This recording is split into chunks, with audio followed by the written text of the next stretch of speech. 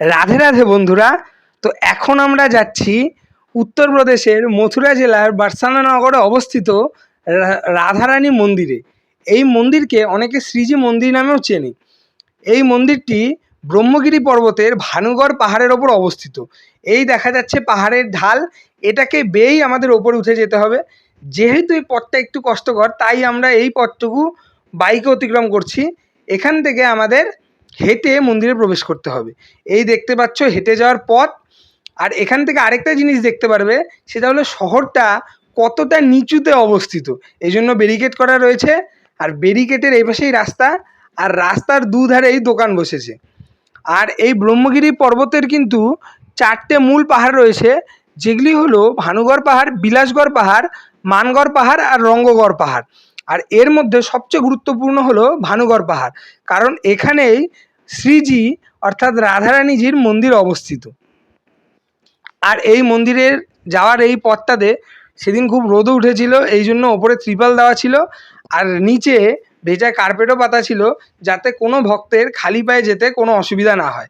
এই দেখতে পাচ্ছ যে অনেক বয়স্ক ভক্ত কিন্তু এত পথ অতিক্রম করে এসেছে শুধুমাত্র রাধারানীজির দর্শন পাওয়ার জন্য। ওই মন্দিরের চূড়া দেখা যাচ্ছে। আমি আর মা দুজন মিলে গেছিলাম এই মন্দিরটা দর্শন করতে। আমি সামনে ছিলাম, আর মা ওই যে হেঁটে হেঁটে আসছে। দুজনকে একসাথেই প্রবেশ করতে হবে, কারণ এখানে ভিড় প্রচণ্ড, তাই হারিয়ে যাওয়ার একটা সম্ভাবনা থাকে, আর হারিয়ে গেলে খুঁজে পাওয়া মুশকিল।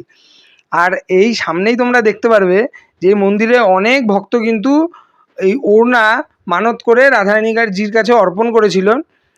আর এরপরে আমরা মন্দিরে প্রবেশ করব। এই মন্দিরে প্রবেশ করার সিঁড়ি, আর ওখানে লেখা রয়েছে শ্রী লাডলিজি মহারাজ, আর ওই মা সিঁড়ি দিয়ে প্রবেশ করছে। এবং এই সিঁড়িটা কিন্তু একটু খাড়া, এই জন্য একটু বয়স্ক লোকদের একটু উঠতে অসুবিধাই হয়। আর এরপরে দেখতে পারবে যে মন্দিরের ভেতরের অংশ, এই যে মন্দিরের ভেতরের অংশ, এই জায়গাটার দৃশ্যটা যে কি মনোরম, সেটা নিজের চোখে না দেখলে কখনোই বুঝতে পারবে না। আর এই জায়গায় যে একটা অনুভব হবে, সেটা সশরীর ছাড়া অনুভব করা সম্ভব নয়। আর এখানে কিন্তু একটা খুব বিখ্যাত রীতি আছে, শৃঙ্গার করার রীতি। দেখতে পাচ্ছ অনেক ভক্ত কিন্তু তাদের ডালি নিয়ে দাঁড়িয়ে আছে, সেগুলি পুরোহিতকে দেবে, এবং পুরোহিত মহারাজ সেগুলিকে রাধারানীজির চরণে স্পর্শ করিয়ে আবার ভক্তদেরকে ফিরিয়ে দেবে। তাই আমারও তোমাদের কাছে আবেদন রইবে, যাদের সুযোগ আছে তারা একবার হলেও এই বার্সানার মন্দির দর্শন করে এসো।